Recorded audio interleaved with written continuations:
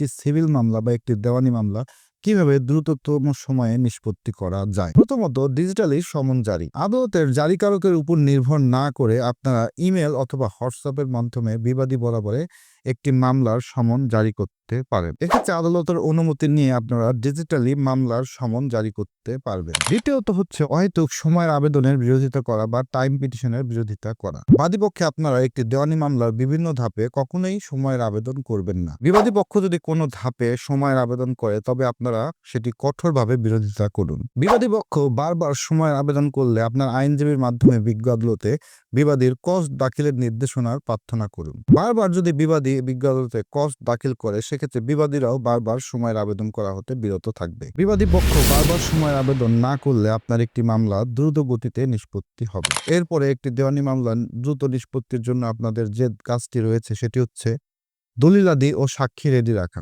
বেশিরভাগ দেওয়ানি মামলা দেরিতে নিষ্পত্তি হয় সময় মতো সাক্ষী প্রদান না করার কারণে। মামলার চূড়ান্ত শুনানির সময় যদি বিজ্ঞ আদালতের সাক্ষী ঠিকভাবে হাজিরা না প্রদান করে সেক্ষেত্রে বিজ্ঞ আদালত একটি দেওয়ানি মামলা দ্রুত নিষ্পত্তি করতে পারে না। মামলার চূড়ান্ত শুনানির আগে আপনার সাক্ষীর জবানবন্দির এফিডেভিট প্রস্তুত করে রাখুন।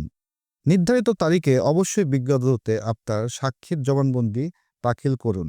এছাড়াও সাক্ষীকে জেরার জন্য যে দিনগুলো নির্ধারিত হবে সে সকল তারিখে অবশ্যই আপনি আপনার সাক্ষী বিজ্ঞ আদালতে উপস্থিত করবেন। এরপর বিবাদী যদি বিজ্ঞ আদালতে কোনো সাক্ষী প্রদান করে সেক্ষেত্রে আপনার আইনজীবীর মাধ্যমে বিবাদীর সাক্ষীকেও অতি দ্রুত জেরা করুন।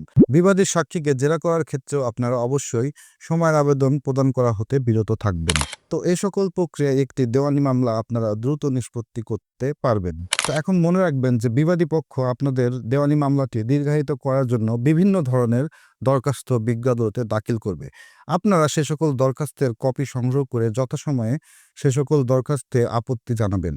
মনে রাখবেন যে সে সকল দরখাস্ত যদি বিজ্ঞ আদালত কর্তৃক নামঞ্জুর হয় বিবাদী পক্ষ সে সকল নামঞ্জুরের আদেশের কপি নিয়ে উচ্চ আদালতে আপিল দায়েরের মাধ্যমে অথবা রিভিশন দায়েরের মাধ্যমে একটি দেওয়ানি মামলা দীর্ঘদিন ধরে ঝুলে রাখার চেষ্টা করবে। মনে রাখবেন যে আপনার দায়েরকৃত মামলায় যদি বিবাদী পক্ষ কোনো ধরনের আপিল বা রিভিশন দায়ের করে আপনারা আইনজীবীর মাধ্যমে যথাসময়ে সে সকল আপিল ও রিভিশন নিষ্পত্তির জন্য প্রয়োজনীয় ব্যবস্থা গ্রহণ করবেন। আপনি যদি একটি দেওয়ানি মোকদ্দমা দায়ের করে বসে থাকেন সেক্ষেত্রে বছরের পর বছর একটি দেওয়ানি মামলা ঝুলে থাকবে। একটি দেওয়ানি মামলা দ্রুত নিষ্পত্তি করার জন্য বিজ্ঞ আদালতে প্রয়োজনীয় পদক্ষেপ অবশ্যই আপনারা গ্রহণ করবেন। একটি দেওয়ানি মামলা বিচারাধীন থাকা অবস্থায় আপনারা কোনো ধাপকে কখনোই অবহেলা করবেন না।